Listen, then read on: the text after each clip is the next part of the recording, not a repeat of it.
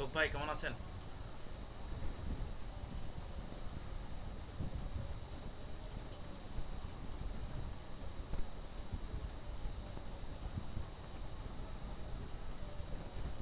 জিসান ভাই। সালাম আলাইকুম ভাইয়া। ওয়ালাইকুম ভালো সালাম। আছেন? আছি ভাই, ভালো। আপনি আসতে পারছেন? যাক, ভালো হয়েছে। মাত্র ঢুকছি ভাইয়া বাসায়, ঢুকে সমস্যা নেই। বাস আসলাম। আমি তো বলছিলাম আপনাকে 9টা 10-এ চালু করবো।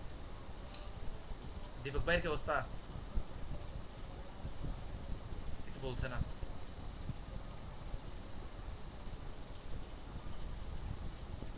ভাই, কথা কি শোনা যাচ্ছে না জিসান ভাই? হ্যাঁ ভাইয়া, স্পষ্ট আছে। আচ্ছা আচ্ছা শুরু করতে আচ্ছা পারবেন। আচ্ছা। আর লেখাপড়ার কি অবস্থা, পড়ালেখা?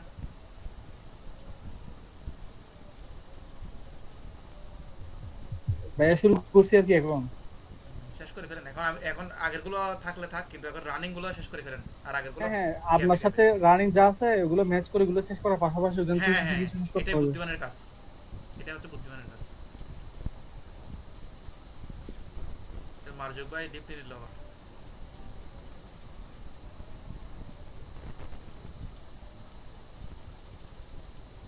আগামী ক্লাস থেকে 9:30 করে দিব, কেমন? হ্যাঁ ভাইয়া, ওইটা হলে একটু ভালো হয়। আচ্ছা আচ্ছা। এখন আপনার সমস্যা না হলে আর কি। একটা ক্লাস সপ্তাহে, সমস্যা নেই, কষ্ট করে নিব আর কি, সমস্যা নেই। জি জি।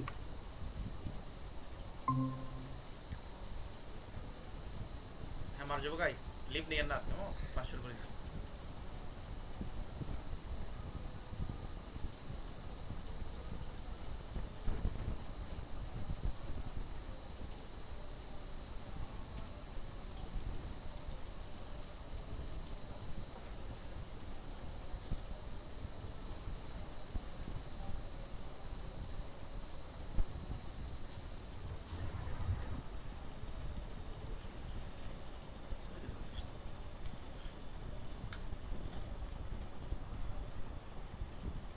হ্যাঁ মার্জুক ভাই, আছেন তো না? জি ভাই আছে। আচ্ছা আচ্ছা, শুরু করেছি ভাই। ধন্যবাদ। আজকে কি একটা ভিডিও দেখাই? ভিডিও দেখলে একটু ভালো হয় আর কি।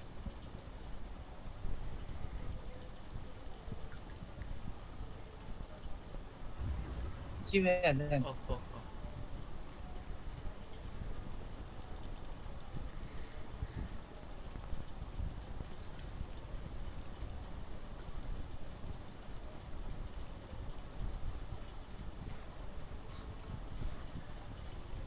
একটু ফ্লেম হার্ডেনটা দেখে নেন, ফ্লেম হার্ডেনিং। সাউন্ডটা মিউট রাখছি, দেখা যাচ্ছে কিনা একটু দেখেন। এটা হচ্ছে ফ্লেম হার্ডেনিং। জি ভাইয়া দেখা যাচ্ছে। এটা হচ্ছে অক্সি অ্যাসিটিলিন গ্যাস দ্বারা আমার কি, মানে চারপাশ থেকে অক্সি অ্যাসিটিলিন গ্যাস দ্বারা আপনার কি উত্তপ্ত করা হচ্ছে। আর মাঝখানে গিয়ার, এই জাতীয় মানে এই ছোটোখাটো পার্টস আমাদের কি করা হয়, হার্ড করা হয়, তার উপরিভাগ আর কি। আজকেও সেম টপিকের উপর ক্লাস, মানে সেকেন্ড ক্লাস লাগছে সেজন্য, বুঝতে পারছেন? এগুলো আসতে পারে। তারপর খুব দ্রুত কি ওই আপনার কি ওয়াটার দ্বারা কুইন্স করা হয় বা শীতল করা হয় আর কি। ভিডিওটি দেখলে আপনাদের জন্য ইজি, লেখা একদম ইজি হয়ে যাবে পরীক্ষা। একটু দেখবেন ওয়াটারে কুইন্স করে করে নেবে, এই দেখছেন সাথে সাথে। ঠিক আছে, আর দেখা লাগবে, আরেকবার দেখাবো। না ভাইয়া বুঝতে পারছি। আচ্ছা জিসান ভাই।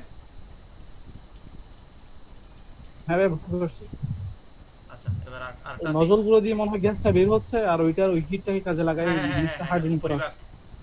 এটা এটা হচ্ছে ইন্ডাকশন হার্ডেনিং। ইন্ডাকশনটা দেখিনি, দুইটা হার্ডেনিং এগুলো আসে, খুব জনপ্রিয় দুইটা।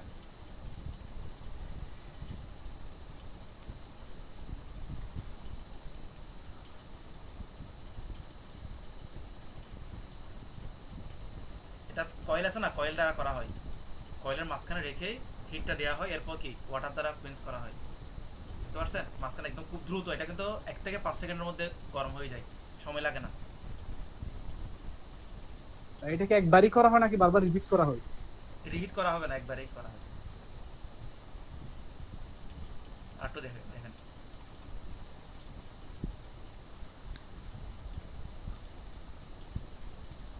এই ওয়াটার স্প্রে আছে একসাথে, মানে সব সেটিং করা, ঠিক আছে? ওয়াটার স্প্রে দ্বারা স্প্রে করে সাথে সাথে ঠান্ডা করে ফেলতেছে। ঠান্ডা করা হচ্ছে প্রসেসিংটা। আর উপরে এটা হচ্ছে কয়েল, এই উপরে এটা হচ্ছে কয়েল। আমি দেখবো, জাস্ট এটা দেখলে আপনাদের জন্য সংজ্ঞাগুলো ইজি হয়ে যাবে। আরেকটা আছে এই গিয়ার, আমরা হার্ড করতেছি।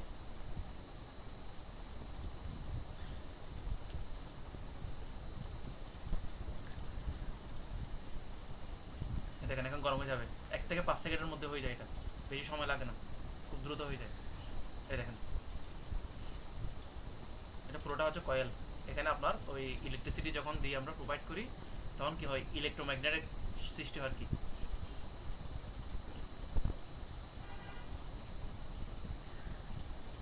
কি এটা পড়ছে মনে, ইডি কারেন্ট, ইডি কারেন্ট কি জানেন? ইডি কারেন্টে হয় এটা।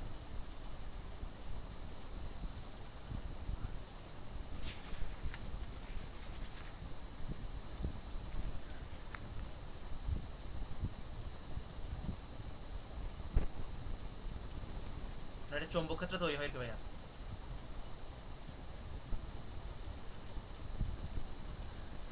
ভাইয়া শোনা যাচ্ছে? হ্যালো? জি ভাই, শোনা যাচ্ছে। আচ্ছা আচ্ছা জি ভাইয়া শুনে হচ্ছে। আচ্ছা তাহলে আমরা এতে যাই, টপিকে যাই।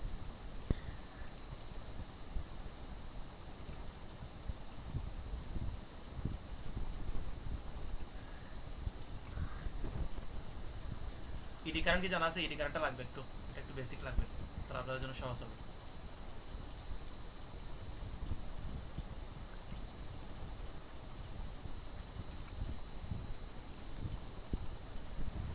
ভাই এডি কারেন্টটা কি একটু ভালো করে বুঝাই দেন? আচ্ছা তাহলে আগে ফ্লেমটা বুঝিয়ে দিই। তাহলে প্রথম হচ্ছে আমরা ফ্লেম যেটা পড়ছিলাম, ফ্লেম হার্ডেনিং, যেটা অক্সিডেশন শিটা দ্বারা করা হয়। এটা দেখেন ফ্লেম হার্ডেনিং, ক্লিয়ার আছে তো না স্ক্রিন? আর বড় করা লাগবে? জি ভাই ক্লিয়ার আছে। আচ্ছা দেখেন, তাহলে মূলনীতি কি, প্রিন্সিপালটা একটু বুঝিয়ে দিই। Flame hardening is a surface hard, এটাও কি সারফেস হার্ডেনিং, মানে আমরা উপরের তল কি করছি, হার্ড করছি। Method involving the rapid heating, খুব দ্রুত হিট করছি of a steel surface using an oxy acetylene flame, অর্থাৎ অক্সি অ্যাসিটেলিন শিখা দ্বারা আমরা কি করছি, তাকে হিট করছি to a temperature with or above, within or above transformation range, তো তার রেঞ্জের মধ্যে, যেমন যেটা হচ্ছে অর্সোনেট রেঞ্জ আমরা জানি, হাইপো, যেহেতু এটা মিডিয়াম কার্বন স্টিল, তখন আমরা এটা কি ওই 723 থেকে 912 দেওয়া হয় আর কি, এটা জানেন হাইপো ইলেকট্রোলাইট স্টিল, ঠিক আছে? এর মধ্যে হিটটা রাখা হয়।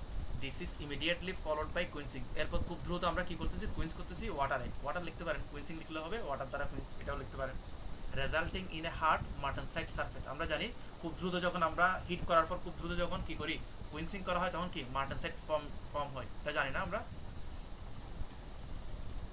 জি ভাইয়া, হ্যাঁ হ্যাঁ, ওয়াটার কুইন্সিং করলে পরে মার্টেন সাইড। মার্টেনসাইটে রূপ নেবে। Surface while the core remain soft, তার ভেতরের অংশ, কোরটা খুব কি সফট এবং টাফ থাকবে, শুধু বাইরের অংশটা কি হবে, মার্টেনসাইট হবে, ঠিক আছে? তাহলে এখানে স্পেসিফিকেশনটা কি, মানে কি কি কোন স্টিলকে আমরা করি এই ফ্লেম হার্ডেনিংটা, এই জিনিসগুলো একটু মাথায় রাখলে তার পরীক্ষা লিখতে পারবেন। স্টিল কন্টেনিং 0.3 টু 0.6 কার্বন, অর্থাৎ এটাকে বলা মিডিয়াম কার্বন স্টিল, এটাকে বলা হয় 0.3 থেকে 0.6, অর্থাৎ মিনিমাম 0.3 লাগবে। 0.3 নিচে হলে মার্টেনসাইট ফর্ম হবে না, এটা মাথায় রাখবেন। 0.3 কি লাগবে, কার্বন লাগবে, বুঝতে পারছেন? 0.3 নিচে হলে মার্টেনসাইট কি গঠন হবে না, তখন আমাদের কি করতে হবে, এটা কার্বোরাইজিং, কার্বন অ্যাড করে করতে হবে। আমরা করছি না কার্বোরাইজিং নাইট্রেটিং ফার্স্ট ক্লাসে? জি জি। এটা কিন্তু পরীক্ষা আসবে, কিন্তু এগুলো জি পরীক্ষা ভাইয়া। আসে, বেসিক কোশ্চেনগুলো পরীক্ষা আসে যে 0.3 নিচে হলে আমরা কি ফ্লেম হার্ডেনিং করতে পারবো কিনা, বা ইন্ডাকশন হার্ডেনিং করতে পারবো কিনা। এটা আনসার হচ্ছে না। 0.3 মার্টেনসাইট যদি ফর্ম করতে হয় 0.3 মিনিমাম লাগবে, মিনিমাম, ঠিক আছে? তাহলে এটা বুঝতে পারছেন, best suited for this method, অর্থাৎ এই মেথডটা খুবই জনপ্রিয়, এই কার্বনটা লাগবে 0.3 থেকে 0.6 লাগবে। এরপর allowing elements, small amount of nickel থাকতে পারে 4% পর্যন্ত, এবং ক্রোমিয়াম থাকতে পারে 1%, can be added enhance properties, অর্থাৎ প্রপার্টিগুলো আমার কি তার গুণাগুণ বৃদ্ধি করার জন্য আমরা এগুলো মিক্স করি, এটা জানেন, নিকেল ক্রোমিয়াম এগুলো আমরা মিক্স করি। আর ফ্লেম হার্ডেনিং চিত্রটা এইভাবে লিখলে হবে, এটা বইতে আছে আপনাদের, এই চিত্রটা লিখলে হবে। এইটা হচ্ছে ফ্লেম যেটা দিচ্ছে অক্সি অ্যাসিটিলিন ফ্লেমটা, আর এটা হচ্ছে যে স্প্রে অফ ওয়াটার, তো বইতে একটু চাই, বইতে একটু ক্লিয়ার আছে, বইতে আপনাদের চিত্রটা ক্লিয়ার আছে, ওটা দিলে হবে, এই চিত্রটা দিলে হবে, ঠিক আছে? এই চিত্রটা দিয়ে দিবেন, এটা হচ্ছে যে ফ্লেম হার্ডেনিং এর জন্য, পারবেন তো? জি ভাইয়া। তার মেথডটা কি, ফ্লেম হার্ডেনিং 4টা পদ্ধতি করা, একটা হচ্ছে স্টেশনারি, স্টেশনারি মানে কি, এটা স্থির পদ্ধতি, স্থির বলতে জাস্ট এটা লিখলে হবে, যখন একটা লিখলে হবে, সমস্যা নেই, এগুলো আমি জাস্ট আপনাদের পরিচয় করে দেওয়া। এটা চারভাবে করা যায়। একটা হচ্ছে স্টেশনারি পদ্ধতি, যেটা স্থির থাকবে, কি থাকবে, বোথ ওয়ার্ক পিস, আমরা যে ওয়ার্ক পিসটা নিব এইখানে ওয়ার্ক পিস যেটা নিচ্ছি, ওয়ার্ক পিসটা কি থাকবে, স্থির থাকবে। এবং টর্চ, টর্চ বলতে কোনটা, যেটা অক্সিজেন গ্যাস দ্বারা শিখে দিচ্ছেন সেটাকে বলে টর্চ। এই টর্চটা কি থাকবে, মুভ করবে না, দুইটাই কি স্থির থাকবে।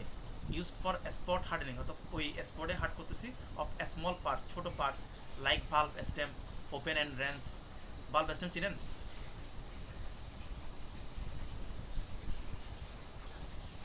পিস্টনের ভালভ, স্টেম আর কি, এটা একটু জুম আউট করি। ইনলেট ভালভ বা আউটলেট ভালভ চিনেন না, পিস্টন ইঞ্জিনের এই ভালভ স্টেম এই পদ্ধতিতে শক্ত করা হয় আর কি, এটা ইউজ করা হয়, ঠিক আছে। আচ্ছা রেন্স, আমরা রেন্সও চিনি, ওপেন অ্যান্ড রেন্স, এই রেন্স তাহলে আপনার চিত্রগুলো দেওয়া হয়েছে ভাইয়া গ্রুপে, বুঝতে পারছেন? জি ভাই। এই ক্ষেত্রে আমরা কি স্টেশনারিটা ইউজ করি আর কি।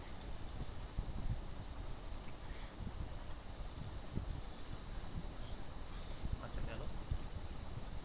এরপর হচ্ছে প্রগ্রেসিভ। প্রগ্রেসিভ মানে কি প্রগতিশীল বা গতিশীল বোঝাচ্ছে। প্রগ্রেসিভ মানে কি গতিশীল। The torch moves over stationary work piece, অর্থাৎ ওয়ার্ক পিসটা কি থাকবে, স্থির থাকবে। মুভ কে করবে, শুধু টর্চ করবে। Suitable for large parts like lathe, lathe মেশিনের যে গাইড ওয়ে আছে, গাইড ওয়েগুলো, আর টিথ অফ লার্জ গিয়ার, অর্থাৎ বড় যে গিয়ারগুলো আমরা ইউজ করি সেগুলোতে আমরা হার্ড করি।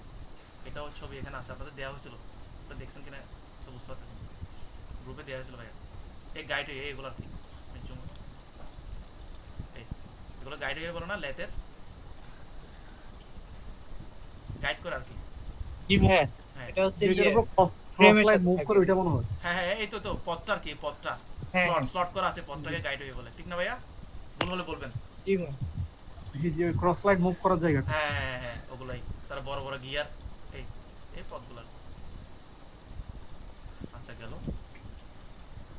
ছবি সহ দেখলে তাহলে আপনাদের মনে থাকবে, এই জন্য ছবি সহ দেখানো, ওরা ভুলবেন না।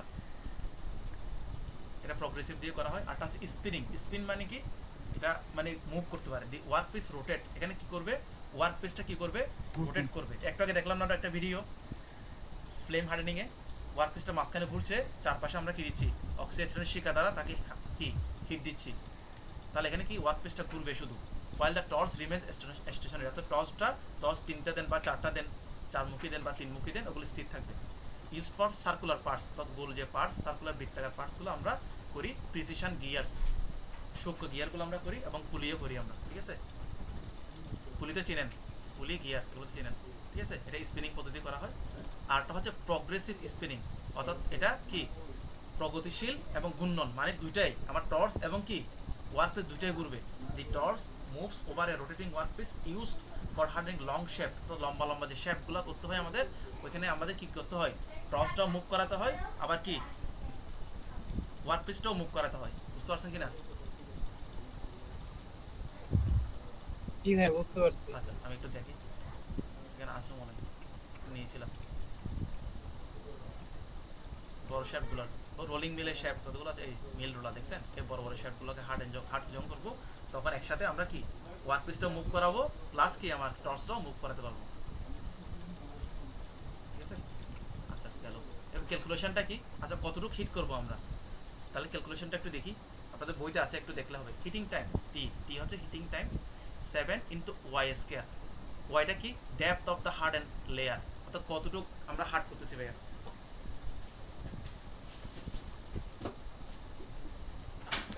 ভাই একটু একটা মিনিট, আরো বোর্ডটা অ্যাড করে নিই।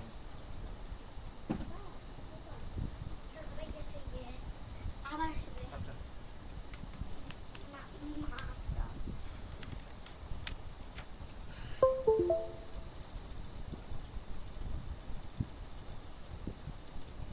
ভাইয়া শোনা যাচ্ছে? তাহলে এখানে হিটিং টাইম হচ্ছে টি, জি ভাই। 7 × y²। ওয়াইটা হচ্ছে ডেপথ, কতটুকু গভীরতা আমরা হার্ড করবো, আমাদের একটা নির্দিষ্ট তো গভীরতা লাগবে, কতটুকু হার্ড করবো আমরা, ঠিক আছে। তাহলে ওয়াইটা হচ্ছে depth of the hard and layer, কতটুকু আমরা কি হার্ড করবো, লেয়ার কতটুকু। আচ্ছা গেল। এরপর টর্চ স্পিড, এই সূত্রগুলো আমি বুঝিয়ে দিচ্ছি। টর্চ স্পিড অর্থাৎ টর্চটা কতটুকু স্পিডে আমরা সামনে আগাবো।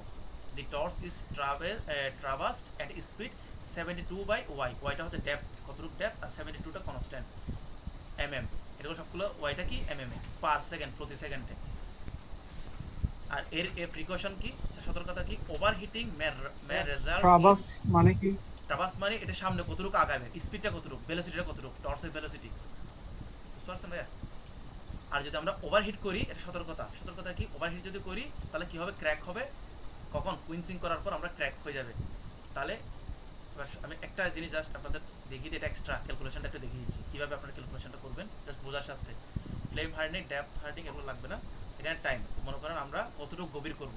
সাপোজ আমরা 1 mm কী করব, হার্ড করব, বোঝা যাচ্ছে কি না? তাহলে ওয়াই এর জায়গায় আমরা কী দিব ভাইয়া, 1 দিব।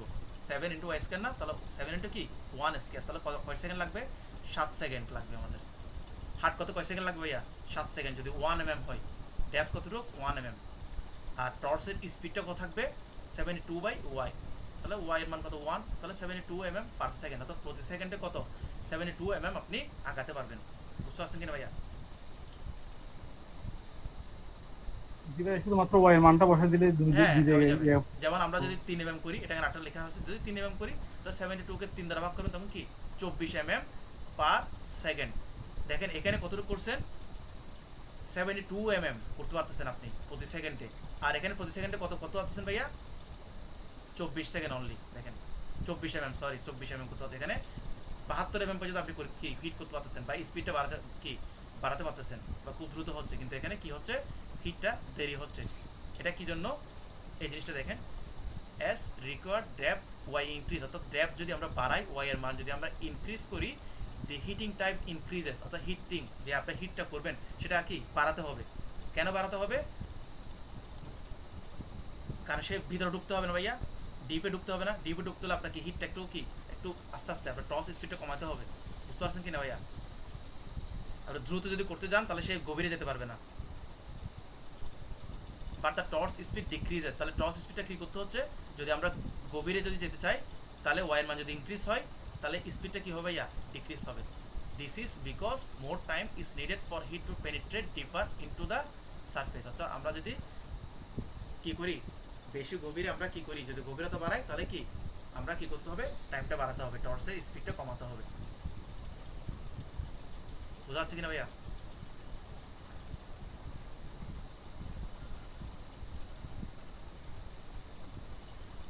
জিসান ভাই,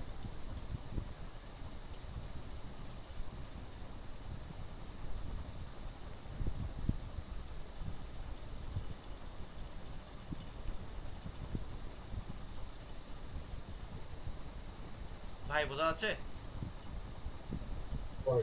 জি জি ভাই। জি বুঝতে পারছি ভাইয়া। আপনি রেসপন্স করতেছেন না তো, আমি বুঝতে পারতেছি না। আমি মনে করছি আরো নেটে কোনো নেটে সমস্যা কিনা। আচ্ছা, তাহলে মোটামুটি ক্লিয়ার। ফ্লেম হার্ডেনিং, আচ্ছা সুবিধা অসুবিধাগুলো কি বলতে হবে, সুবিধা অসুবিধা অ্যাপ্লিকেশনগুলো। আচ্ছা পোস্ট হার্ডেন, এটা বলতে হবে। পোস্ট হার্ডেন অর্থাৎ আপনার হার্ড করার পর কি করতে হবে, পরবর্তী ধাপ কি, আফটার কুইন্সিং আমাদের কি করতে হয়, কুইন্স করতে হয়, ঠান্ডা করতে হয় ওয়ার্ক পিস। কী জন্য, স্ট্রেস রিলিভ করার জন্য, বাই হিটিং ইট। অর্থাৎ হার্ড করার, আমরা তো করে ফেলছি, কুইন্স করে ফেলছি, কুইন্স করার পর আপনার কি ভিতরে কি স্ট্রেস আছে না ভাইয়া, ওই মুহূর্তে খুব দ্রুত আপনি ঠান্ডা করতেছেন, একটু কি স্ট্রেস থাকবে ভিতরে।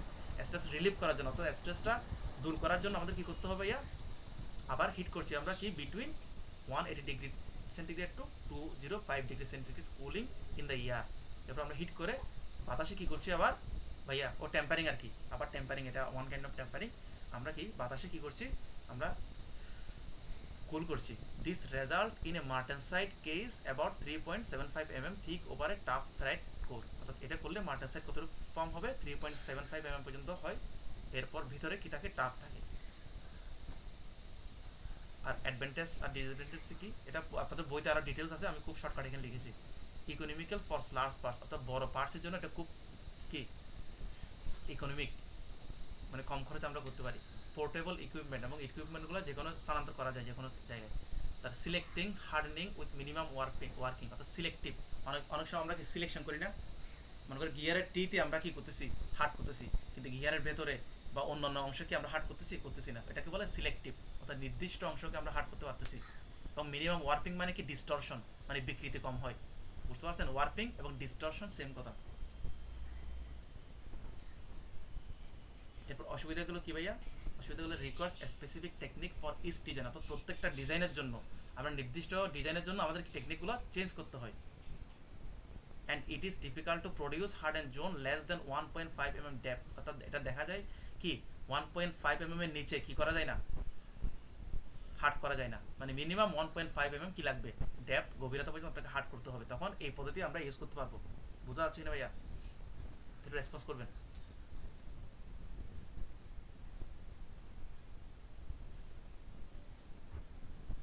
জি ভাই আগে ওকে ওকে, এই তো অ্যাপ্লিকেশনগুলো একটু দেখা আছে, একটু দেখে নিয়ে।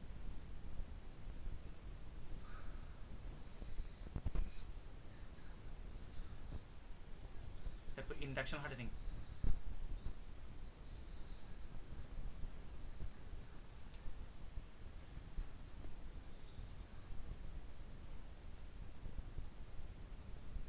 ইন্ডাকশন হার্ডেনিং কি করি ভাই আমরা, একটু বলতে পারবেন জিসান ভাই? এই যে ভাইয়া কয়েলের মধ্যে ওই ইয়াটা প্রবেশ করিয়ে সাথে সাথে এটাকে ঠান্ডা করা পানির ইয়ার মাধ্যমে। হুম হুম হুম।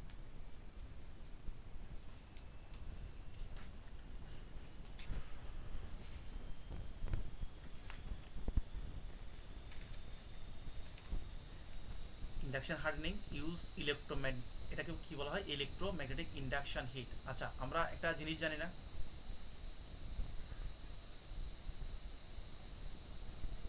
যদি কয়েলে আমরা কারেন্ট সাপ্লাই দিই তাহলে কি হয় ভাইয়া, বলতে পারবেন?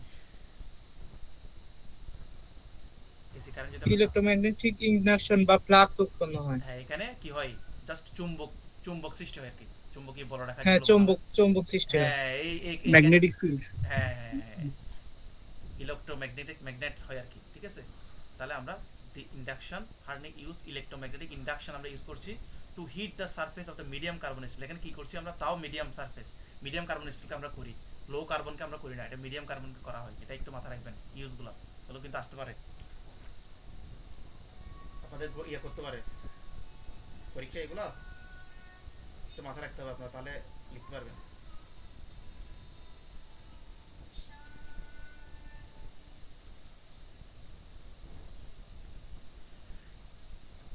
The components is placed in an alternating magnetic field, অর্থাৎ অল্টারনেটিং ম্যাগনেটিক ফিল্ডের মাঝখানে রাখা হয়, hitting the surface to the transformation range কত 750 থেকে 800 ডিগ্রি সেন্টিগ্রেডে আমরা কি হিটটা হয়, ফলোড বাই ইমিডিয়েট কুইন্সিং। এরপর কি সাথে সাথে আমরা কি করছি, কুইন্স করে ফেলছি। Procedure, the components is place inside a water cold inductor coil. একটা ইন্ডাক্টর কয়েল, যে কয়েলগুলো আমরা বলছি এরকম পেঁচানো, এই কয়েলের মধ্যে আমরা কি রাখছি, কয়েল মেড অফ কি, কপার, কপার দ্বারা তৈরি, যেটা কপার দ্বারা তৈরি, তামা দ্বারা আর কি। ইন্ডাক্টর কয়েলের মাঝখানে আমরা কি যে কম্পোনেন্টটা আমরা হার্ড করব সেটাকে আমরা রাখবো। এরপর কি করতেছে ভাইয়া, high frequency current passes through the coil. ফ্রিকোয়েন্সিতে আমরা বুঝি যে বাসাবাড়ির ফ্রিকোয়েন্সি হচ্ছে 50 হার্টস।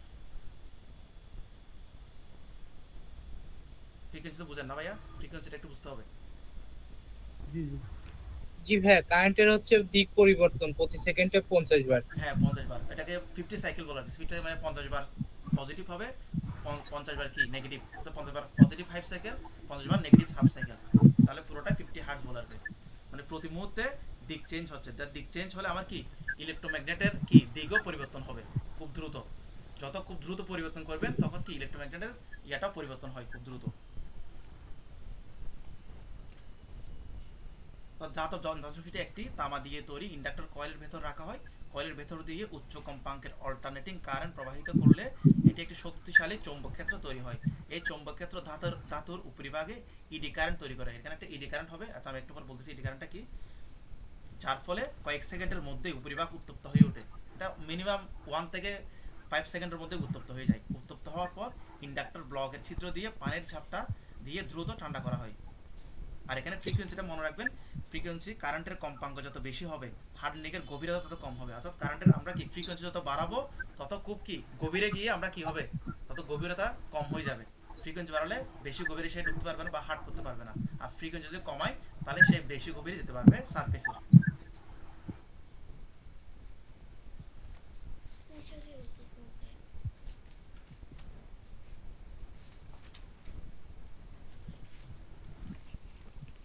চিত্র আছে, দাঁড়ান চিত্রটা দেখাই, আমি এডি কারেন্টটা দেখিয়েছি।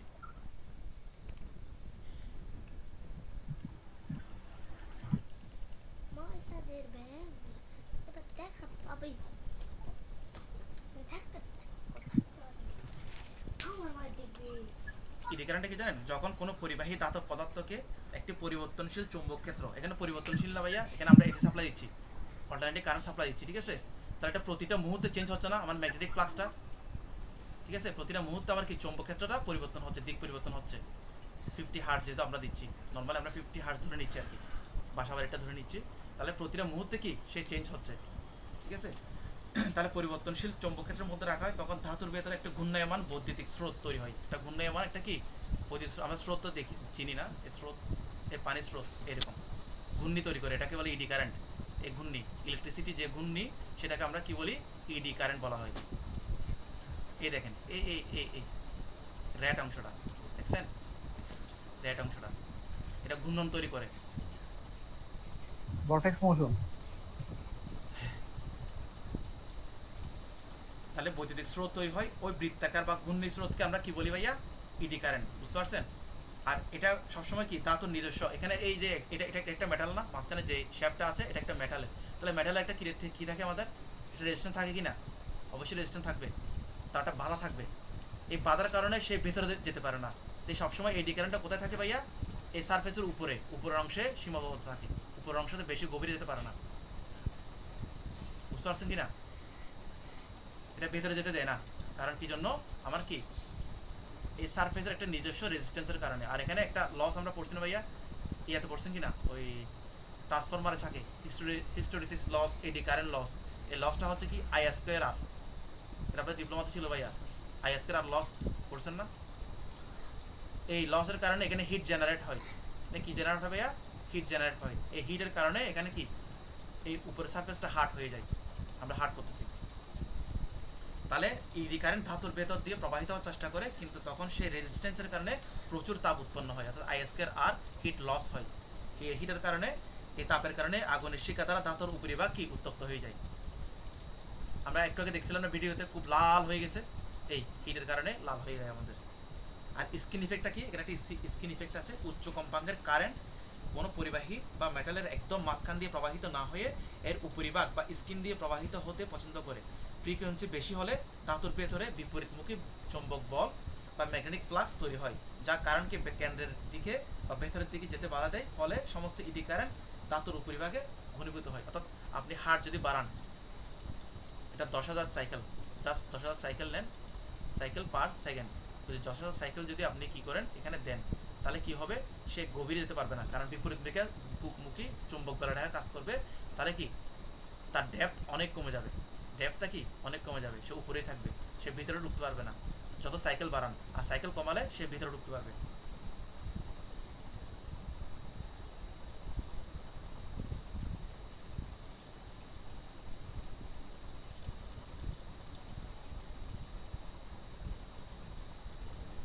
ভাইয়া না বুঝলে একটু কাইন্ডলি জানাবেন, আমি একটু দেখিয়ে দিই।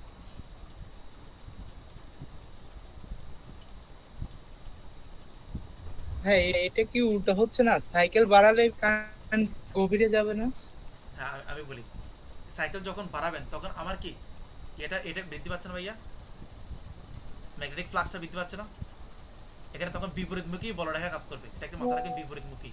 এই ফ্লাক্সের পরিমাণ প্রতিটা মুহূর্তে চেঞ্জ হচ্ছে, পরিবর্তনশীল, প্রতিটা মুহূর্তে চেঞ্জ হচ্ছে। সাইকেল যত বাড়াবেন তত কি এটা পরিবর্তন হবে ভাইয়া? নেগেটিভ পজিটিভ হয়ে আমার কি ফ্লাক্সগুলো চলবে। তাহলে আমাদের এটা একটা স্কিন ইফেক্ট আছে, অর্থাৎ যত আপনি সাইকেল বাড়াবেন তখন কি হবে? বিপরীতমুখী বলরেখা কাজ করবে, মানে এটা কেন্দ্রের মধ্যে যেতে বাধা দিবে। স্কিন ইফেক্ট, এটাকে বলে কি ভাইয়া? Skin effect. তা এখানে লেখা আছে আপনাদের, স্কিন ইফেক্ট। এটার কারণে সে ভিতরে যে গভীরে যেতে পারে না, তাকে গভীরে যেতে দেয় না। স্কিন ইফেক্টের কারণে সে কি সবসময়, এই যে এটা একটা শ্যাফট, স্কিন ইফেক্টটা বেশি হবে যখন ফ্রিকোয়েন্সি বেশি থাকবে, কম ফ্রিকোয়েন্সি করলে তো এই বাধাটা কম আসবে। এই স্কিন ইফেক্টের কারণে তাকে কি বেশি হলো সে ভিতরে যেতে দেবে না ভাইয়া, মানে গভীরে যেতে দেবে না, সবসময় উপরে থাকবে, সে বেশি ডিপে যেতে পারবে না। আর যদি আপনি কি কমান, সাইকেলটা কমান, তখন সে ভিতরে যেতে পারবে, অর্থাৎ কেন্দ্রে যেতে বাধা দিবে সে, এই স্কিন ইফেক্টের কারণে।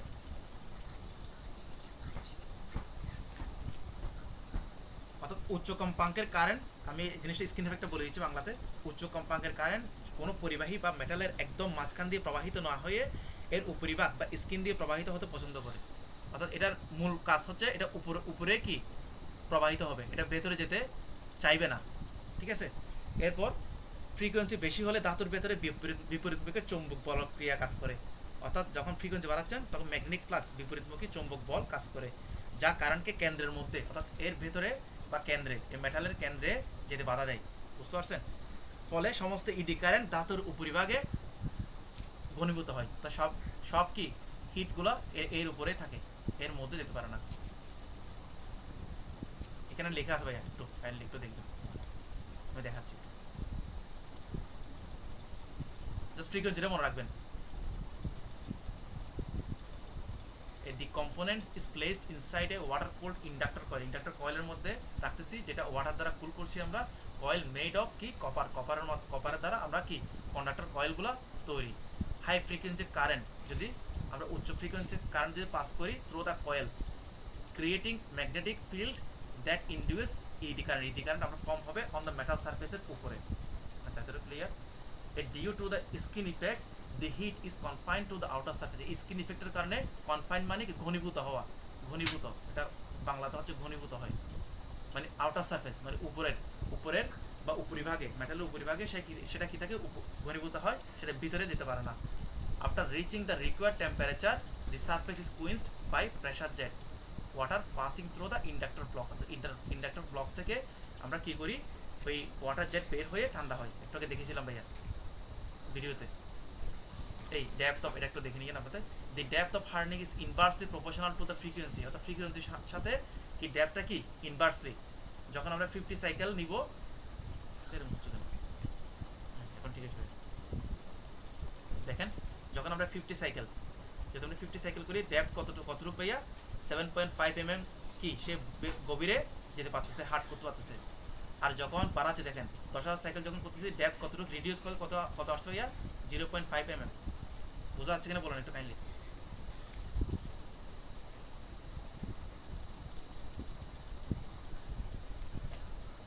জি ভাই, জাস্ট এই জিনিসটা মনে রাখবেন, এই একটা কথা মনে রাখলে হবে, the depth hardening inversely proportional to the frequency, অর্থাৎ যখন ফ্রিকোয়েন্সি বেড়ে যাবে তখন আমার কি বিপরীতমুখী বড় রেখা কাজ করবে, তখন সে কেন্দ্রের মধ্যে যেতে পারবে না, ভিতরে ঢুকতে পারবে না, সে উপরে ঘনীভূত থাকবে, সারফেসের উপরে ঘনীভূত থাকবে হিটটা, সে ভিতরে যেতে পারবে না, বাধা দিবে তাকে। তো আমাদের তো অনেক সময় কি এটা দিয়ে আমরা কি খুব নিখুঁতভাবে আমরা কি হার্ট করতে পারি, আপনি চাহিদা মতো আপনি সাইকেলটা বাড়াবেন কমাবেন, আপনার চাহিদা মতো আপনি কি 100% অ্যাকুরেট আপনার কি হার্ট করতে পারবো। আমার যদি 7.5 mm লাগে 7.5 mm করতে পারতেছেন, 0.5 লাগে 0.5, 0.10 mm লাগে 0.10 mm করতে পারতেছেন, আপনার ইচ্ছা মতো করতে পারতেছেন। কার মাধ্যমে, এই সাইকেলটা বাড়তি মানে ফ্রিকোয়েন্সিটা বাড়ানো কমানোর উপর নির্ভর করে, বুঝতে পারছেন। মানে 100% কি অ্যাকুরেট করে আমরা করতে পারতেছি, এই জন্য এটা খুব জনপ্রিয়, ইন্ডাকশন হার্ডনিং খুব জনপ্রিয়। এটা 3 ভাবে করা যায় দেখেন, এগুলো বাংলাতে লেখা আছে, একটু দেখলে হবে। মোটর জেনারেটর, আমাদের বইতে মোটর জেনারেটর আছে, আচ্ছা মোটর জেনারেটরটা দেখিনি।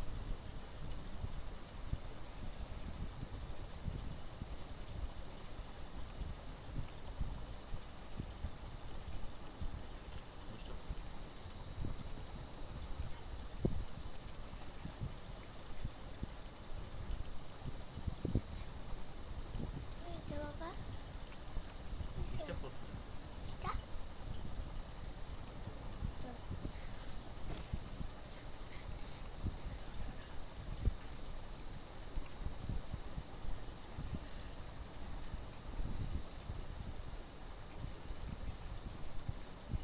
বোঝা আছে না ভাইয়া, বইটা একটু দেখেন, এই চিত্রটা দিলে হবে, একটা চিত্র দিলে হবে। এটা মোটর জেনারেটর দ্বারা আমরা ওই ফ্লাক্স এটা তৈরি করতেছি আর কি ভাইয়া, ফ্রিকোয়েন্সিটা হাই ফ্রিকোয়েন্সি জেনারেটর দেখতে পাচ্ছেন, এই চিত্রটা দিলে হবে, ব্লক এটা দিলে হবে একটা। এটা ম্যাগনেটিক ফিল্ড, এটা হচ্ছে ওয়ার্ক পিস, মাঝখানটা হচ্ছে ওয়ার্ক পিস, আর এটা ওয়াটার জেট। এরপর আমরা কি করছি, ওয়াটার জেট দিচ্ছি ব্লক থেকে, বুঝতে পারছেন কিনা। এটার উপরেই হিট করবে দুই পাশে। তুমিও যদি শেষ হতে চাও তাহলে আমার চলো এগোতে চাও কালাও। হ্যাঁ এগুলো একটু পরে নিয়ে বাংলাতে আছে ভাইয়া, বলে দেখা আছে। ছোট লোক ওয়াটার জেটটা দিলে উপরটা দিলে হবে, একটা দিলে হবে। এই মোটর জেনারেটর ফ্রিকোয়েন্সি এটা দিলে হবে, আর কিছু লাগবে না। বইতে 3টা পদ্ধতি আছে, যেখানে একটা দিলে হবে।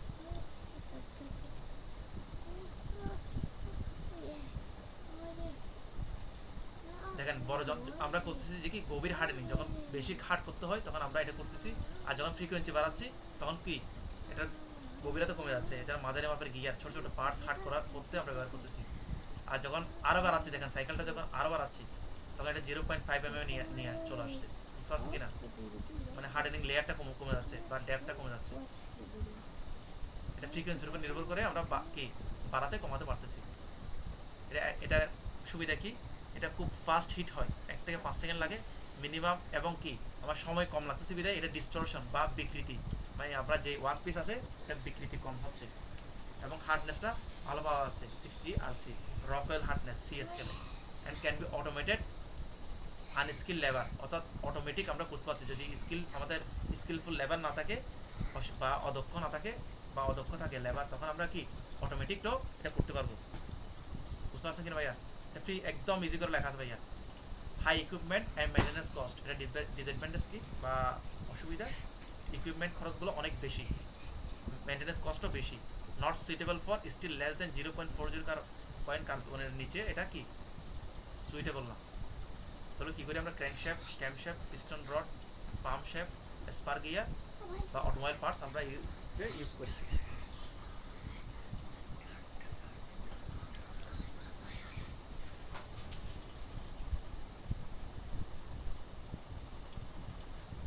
ভাইয়া কারো কোনো কোশ্চেন আছে কিনা এটা দুইটাতে? না ভাই, এটা জিনিস সবকিছুই তো বললেন। না ভাইয়া বুঝতে পারছি, ওই ফ্রিকোয়েন্সিটাই ঝামেলা ছিল, কিন্তু ওটা একটু মাথায় পরেরটা রাখবেন। দেখে ঠিক ক্লিয়ার হয়ে গেছে। এটা বিপরীতমুখী বড়টাকে কাজ করে তখন, মানে ফ্রিকোয়েন্সি বাড়ালে এই যে একটা কথা মাথায় রাখবেন। আমরা এক লাইনে যথেষ্ট, ইনভার্স রিলেশনশিপ যেটা আছে সেটা। হ্যাঁ ওটা আমি ইজি করে দিয়েছি আপনাদের জন্য, পরীক্ষাটা লিখলে 100% মার্ক পাবেন, ঠিক আছে? আর কিছু করতে হবে না। আর এখানে এক্সট্রাগুলো কি একটু দেখি আমরা, মানে which method is most popular, মানে কোন মেথডটা আমরা পপুলার কেন, এই জিনিসগুলো একটু আমরা এখানে আলোচনা করা আছে।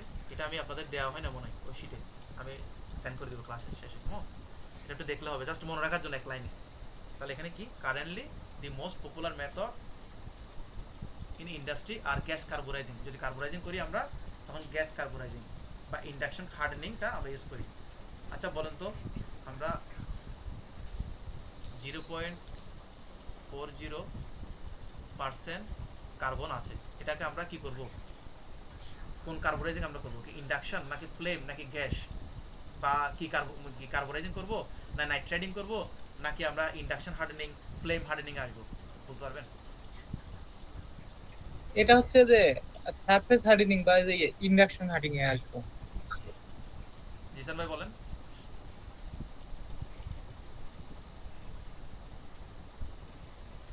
0.4 এর উপরে থাকলে তো ইন্ডাকশন ইয়েটা করতে হবে, এর থেকে কম থাকলে তো ইন্ডাকশনটা করতে পারবো না। হ্যাঁ আপনি ধরতে পারছেন, কিন্তু মূল বেসিকটা ধরতে পারেন না। দেখেন আমার হার্ড করার জন্য 0.40 আছে, তো আমার লাগবে মার্টেন সাইড কত লাগবে, 0.30 হলে আমার মার্টেন সাইড ফর্ম হবে, মানে মিনিমাম 0.30% কি লাগবে, কার্বন আমার লাগবে, ঠিক আছে? তাহলে এখানে 0.40 আছে, তাহলে এটা কি আমরা কি কার্বোরাইজিং করবো? কার্বোরাইজিং মানে কি কার্বন অ্যাড করা, তাহলে কার্বন অ্যাড করার আমার দরকার আছে কোনো? তাহলে আমার কস্টটা বেড়ে না যাচ্ছে। না, এটা পর্যাপ্ত আছে। পর্যাপ্ত, হ্যাঁ মার্টেন সাইড ফর্ম হওয়ার জন্য মাথায় রাখবেন যে আমার কি মূল থিম কি, আমার মার্টেন সাইডটা ফর্ম করা। তো মার্টেন সাইড ফর্ম হওয়ার জন্য আমার 0.40 আছে, তাহলে আমি ফ্লেম হার্ডেনিং করি বা আমরা ইন্ডাকশন হার্ডেনিং করি, যেখানে একটা করলেই হবে, যেটা আমাদের সুইটেবল, এই দুইটাতে যে কোনো একটা নেওয়া যাবে, কোনো সমস্যা নেই।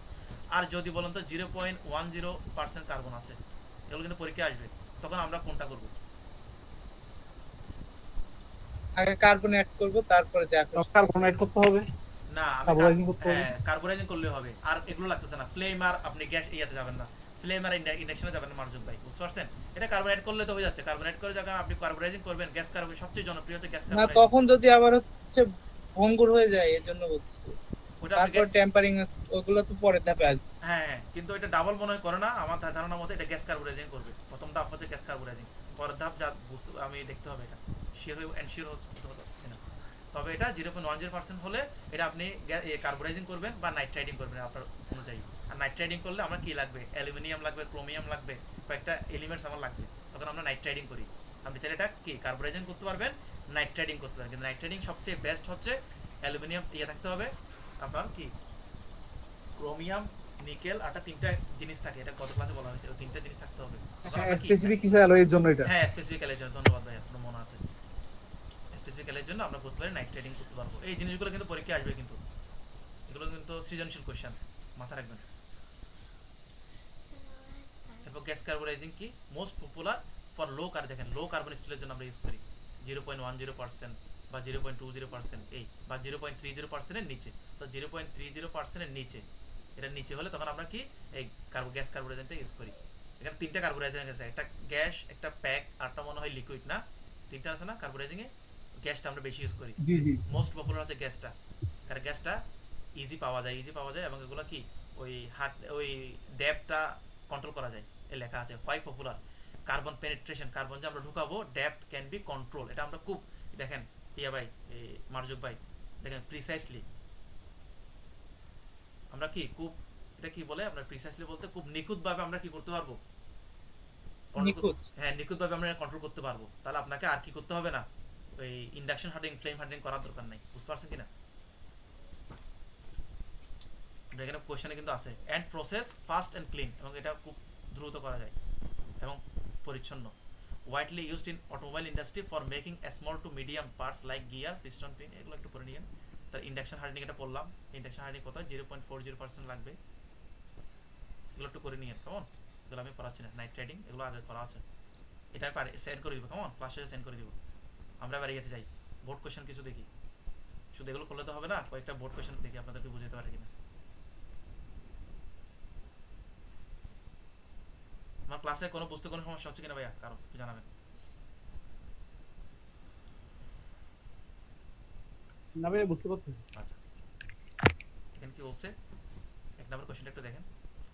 For steel containing 0.40% carbon what kind of surface hardening treatment would you use, অর্থাৎ 0.40% কার্বন আছে, তাহলে আমরা কোনটা ইউজ করব বা কোনটা আমাদের জন্য ইফেক্টিভ, এবং জাস্টিফাই ইউর আনসার, এবং আপনার সপক্ষে যুক্তি দেখাইতে হবে। ঠিক আছে, একটা যুক্তি দিতে হবে কেন আপনি এটা বেছে নিয়েছেন।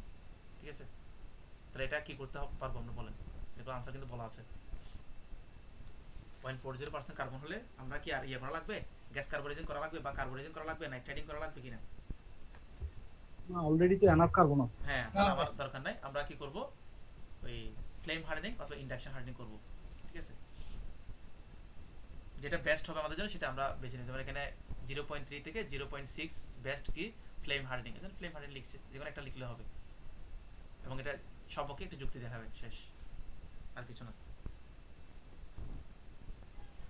এটা হচ্ছে ছোট ছোট পার্টসের জন্য আমরা ইন্ডাকশন হার্ডেনিং করি কেমন, ছোট যদি ছোট পার্টস হয় এটা একটু উল্লেখ করে দিবেন। আর বড় পার্টস হলে অনেক সময় আমরা কি করি, ফ্লেমটা করি। আর ছোটখাটো পার্টস হলে আমরা কি ইন্ডাকশন হার্ডেনিংটা ইউজ করি।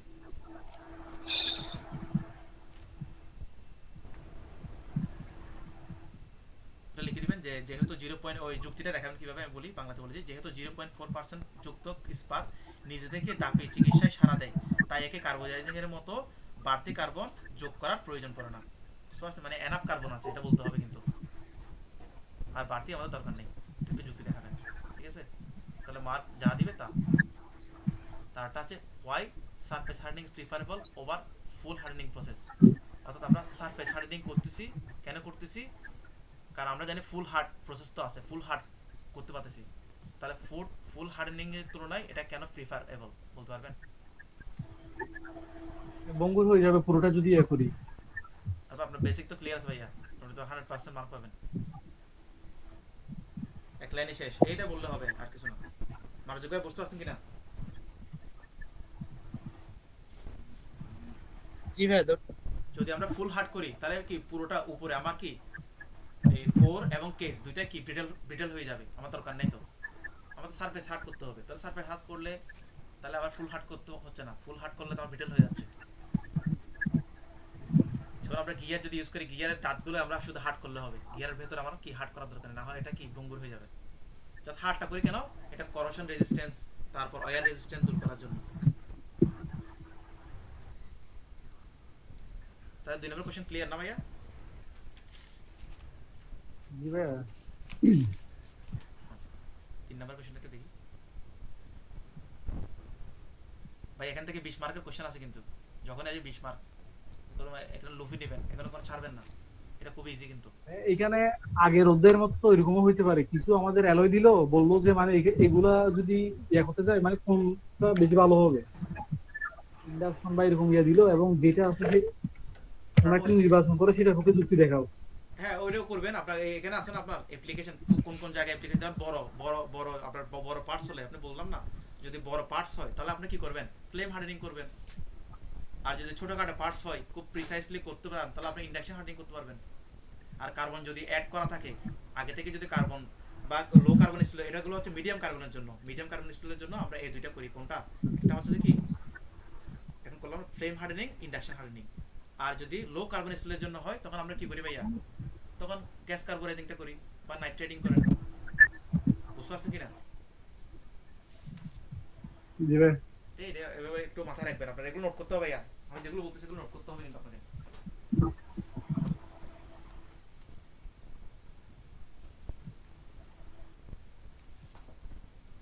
এরপর সিবিডি, সিবিডি কে আর পিবিডি, এটা এগুলো হচ্ছে প্রলেপ দেওয়া আর কি। এটাও সারফেসের উপর প্রলেপ দেওয়ার একটা প্রযুক্তি। এটা হচ্ছে কেমিক্যাল ভ্যাপার ডেপোজিশন, অর্থাৎ কেমিক্যালি আমরা, ভ্যাপার মানে কি বাষ্প, বাষ্প হয়ে জমে যাবে জাস্ট, এটা একটু মাথা রাখবেন। এটা কেমিক্যাল রিয়াকশন, এখানে কি হবে, বিক্রিয়া হবে, কেমিক্যালি বিক্রিয়া হবে, রিয়াকশন হবে। কেমিক্যাল রিয়াকশন হয়ে কিসে পরিণত হবে ইয়া, বাষ্প পরিণত হবে। বাষ্প থেকে কোথায় যাবে, ডেপোজিশন মানে কি জমা, নির্দিষ্ট একটা অংশে আপনারা জমা নেবেন বা নির্দিষ্ট একটা অংশে লেয়ার দিবেন, উপরে আস্তরণ দিবেন, এটাকে বলে এটা কি কেমিক্যাল। ইলেকট্রোপ্লেটিং এর মতোই অনেকটা? হ্যাঁ আমি আমি বলতেছি, এটাকে বলে কেমিক্যাল ভেপার ডেপোজিশন। আর এটা ফিজিক্যাল, এটা হচ্ছে ফিজিক্যালি, ফিজিক্যালি ভেপার করবেন। ফিজিক্যাল মানে এটা কি থাকবে, হার্ড কোনো মেটাল থাকবে, হার্ড কোনো বস্তু থাকবে, সেটাকে আমরা কি ভেপারে পরিণত করব লেজার দ্বারা। তারপর কি, যে যেই যেই অংশটা, যে মেটালের উপর আপনারা কি দেবেন, প্রলেপ দিবেন, সেখানে কি জমে যাবে।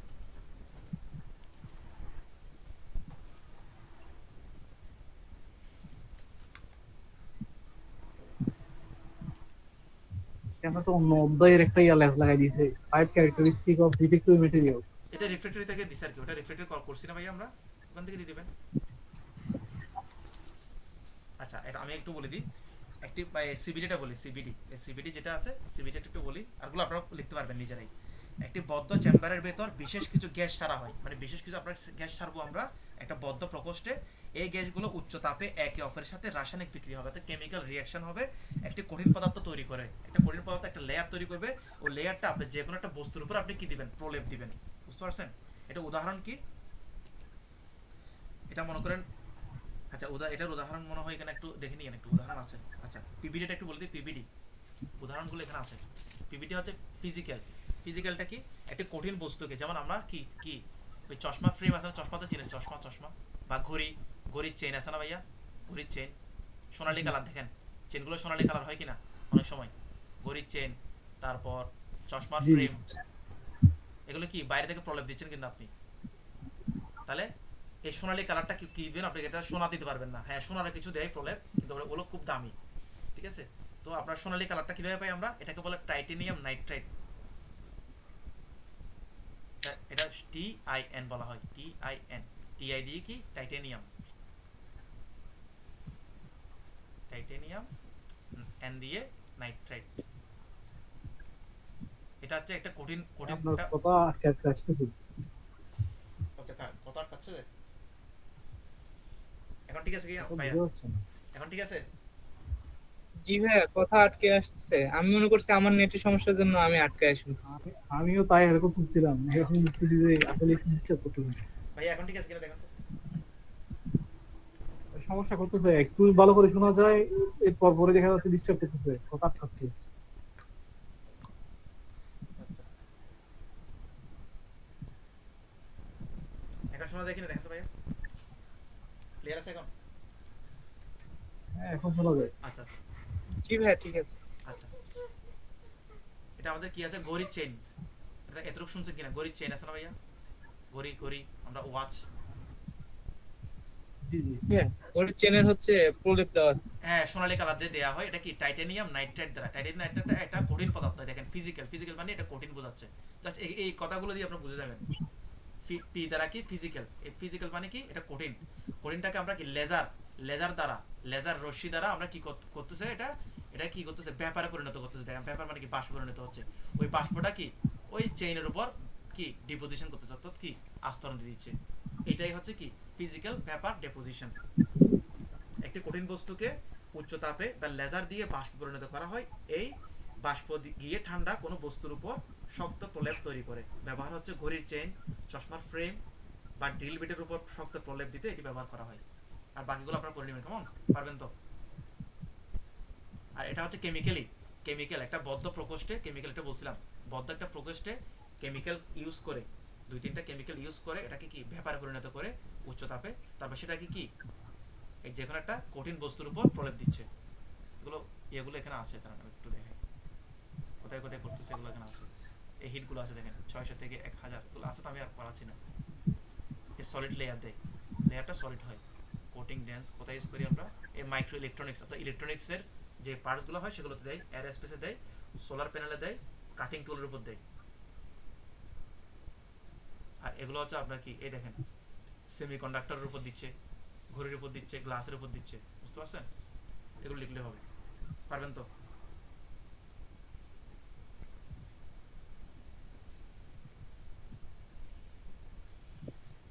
ভাই বোঝা যাচ্ছে কিনা, নাকি সমস্যা হচ্ছে?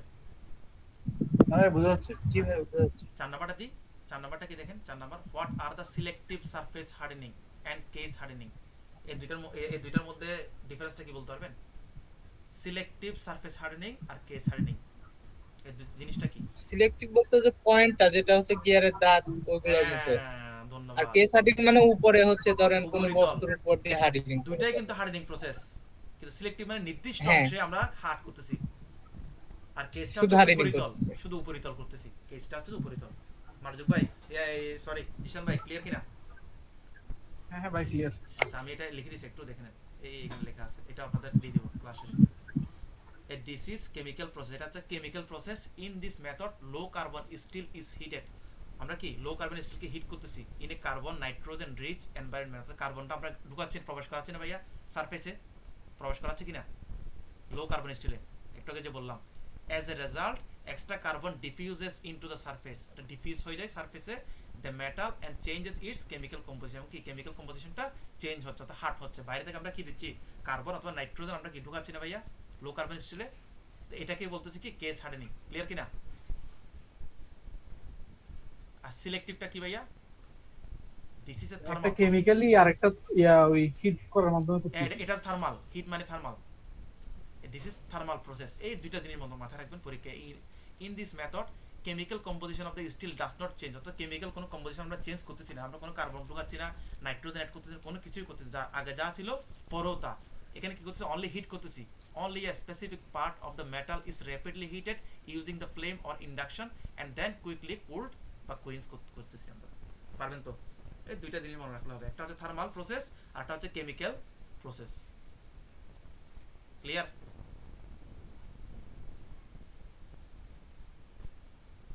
জি ভাই। আচ্ছা, আরটা কি বলছে? Is it possible to selective surface hardening of a plain carbon steel component having carbon to be 0.1%? Explain underlying reason. এটা কি বলছো ভাইয়া? সেকেন্ড কোশ্চেনটা হ্যাঁ, এটা তো হবে না মনে হয়, 0.3 তো লাগবে স্পেসিফিক হ্যাঁ। হার্ডিং করতে। এখানে বলছে আপনার 0.1% যুক্ত সাধারণ কার্বন স্টিলে সিলেক্টিভ সারফেস হার্ডেনিং করা সম্ভব কিনা এর সম্পর্কে যুক্তি দেখাতে বলছে। কেন পারবেন না সেটা যুক্তি দেখাতে বলছে। তাহলে আমি একটু বলে দিই, যখন ধাতুর পুরোটা নয় বরং কেবল নির্দিষ্ট কিছু অংশকে, যেমন গিয়ারের দাঁত দ্রুত উত্তপ্ত করে শক্ত করা হয়, তাকে সিলেক্টিভ সারফেস হার্ডেনিং বলে। একটু আগে বলছিলাম, যেমন ইন্ডাকশন হার্ডেনিং, ফ্লেম হার্ডেনিং, এই জিনিসগুলো লিখবেন। আরটাকে আচ্ছা কেস হার্ডেনিং বলা আছে, আচ্ছা এটা না। 0.1% যুক্ত কার্বন স্টিলে সিলেক্টিভ হার্ডেনিং করা সম্ভব না, কারণ 0.1% কার্বন স্টিলে শক্ত মার্টেনসাইড কি গঠন করা সম্ভব না। এটা লিখতে হবে আপনাকে, সপক্ষে যুক্তি হচ্ছে সেটা। কমপক্ষে কত লাগবে ভাইয়া? 0.3% পর্যন্ত কি কার্বন লাগবে। তার সমাধান কি? 0.1% কার্বন স্টিলকে শক্ত করতে হলে প্রথমে কার্বোরাইজিং করতে হবে, প্রথমে কি কার্বোরাইজিং করতে হবে বা নাইট্রেটিং করতে হলে অ্যালুমিনিয়াম, ক্রোমিয়াম, মলিবডেনামের মতো সংকর উপাদানগুলো প্রয়োজন।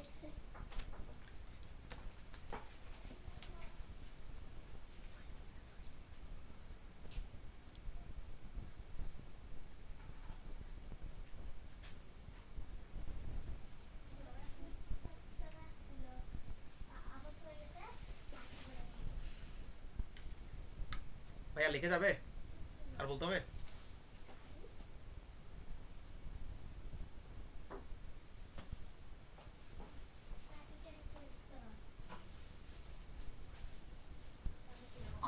জি ভাই আগান। আচ্ছা আচ্ছা,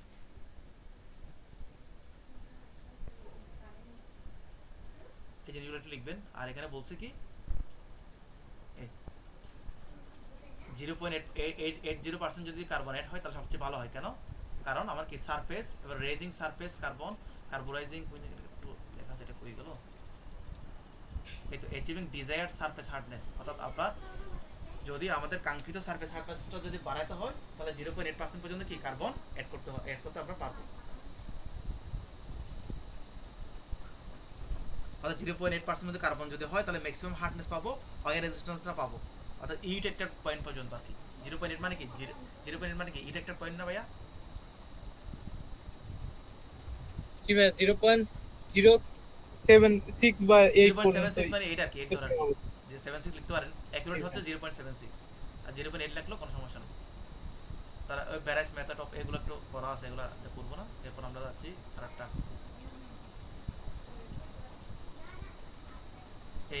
এটা খুব ইম্পর্টেন্ট একটা কোয়েশ্চেন, এটা একটু বলুন তো। A tool is intended for forging hot steel, forging temperature দেওয়া আছে, what condition will the tool have withstand, suggest material suitable for this application and justify your choice. এই কোয়েশ্চেনটা কি বলা হয়েছে একটু বলুন তো। কোয়েশ্চেন বুঝলে আনসার ইজি।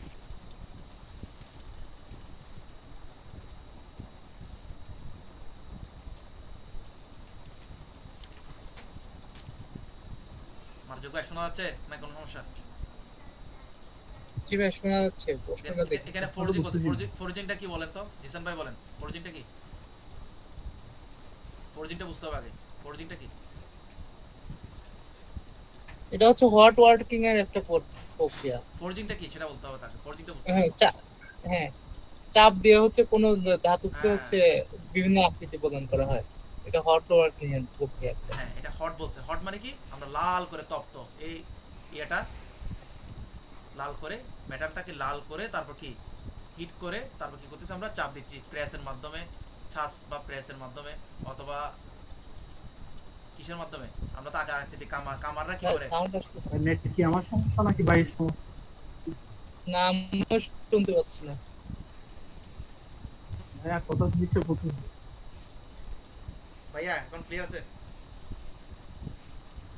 ভাই নেটের সমস্যা হচ্ছে। এটা সমস্যা হতেছে।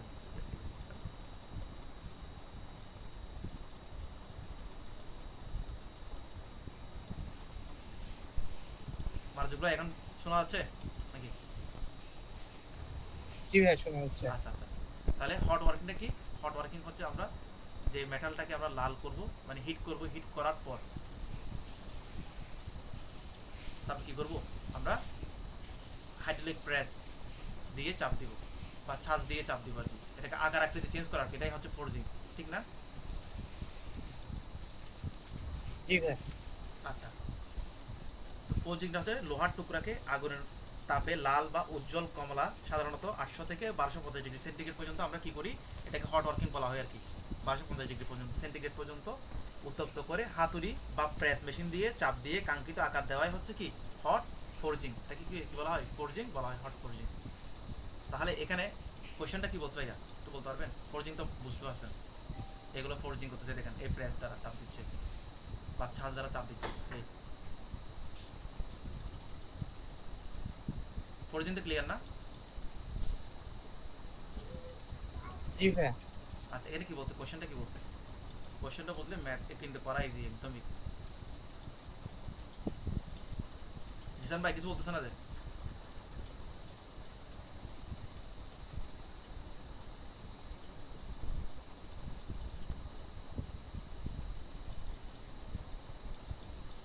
A tool is intended for forging hot steel, অর্থাৎ হট স্টিলটাকে আমরা কি ফোরজিং যে করতেছি, তাহলে ফোরজিং করার জন্য একটা টুল আমাদের কি করতে হবে ভাইয়া? একটা নির্দিষ্ট একটা টুল আমাদের কি করতে হবে, নিতে হবে বা সিলেকশন করতে হবে। হোয়াট, যেটার কি টেম্পারেচার কত থাকবে 1250 ডিগ্রি সেন্টিগ্রেড তাপমাত্রা, তাকে কি সহন করতে হবে। এই যে আমরা এখানে কি করছি, ডাই হাইড্রোলিক প্রেসের মাধ্যমে বা ডাইয়ের মাধ্যমে চাপ দিচ্ছেন ভাইয়া। জি ভাই। তাহলে এটাকে কি করতে হবে, এই লাল অংশটা এটাকে কি করতে হবে, এই যে 1250 ডিগ্রি সেন্টিগ্রেডের যে মেটাল তার হিটটা সে অ্যাবজর্ব করতে হচ্ছে না ভাইয়া। কাজ করতে হচ্ছে কিনা। তাহলে সে যদি নিজে গলে যায় তাহলে এটাকে আকার আকৃতি দিতে পারবে? বুঝতে পারছি, না, এখানে সম্ভব না। ইন্টেন্ডের বাংলাটা জানা ছিল না তো। এই Intent টুলটা হচ্ছে- মানে কোন কোন কন্ডিশনের উপর ভিত্তি করে বাছাই করতে হবে এটাই না, বলতেছি। নির্দিষ্ট কাজের জন্য কোনো বস্তুকে নির্ধারিত করা। মানে আপনি এখানে ফোর্জিং করতেছেন, দেখেন হট ফোর্জিং করবেন, এই মেটালটাকে আপনি হট ফোর্জিং করতেছেন না, এখন হট করে আপনার আকার আকৃতি চেঞ্জ করতেছেন।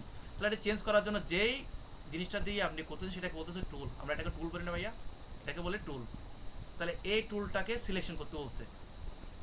আমরা হট ফোর্জিং করবো কত, 1250 ডিগ্রি সেন্টিগ্রেড পর্যন্ত তাপে কাজ করতে হবে তাকে। তাকে কি আকার আকৃতি দিতে হবে, এই টুল মাধ্যমে আমরা কি আকার আকৃতি দিই, ঠিক না? তাহলে এই টুলটাকে কি কি জিনিস কি করতে হবে সে সহ্য করতে পারবে, এবং কাকে আমরা বেছে নিব, কোন মেটালটাকে আমরা বেছে নিব। ক্লিয়ার কিনা?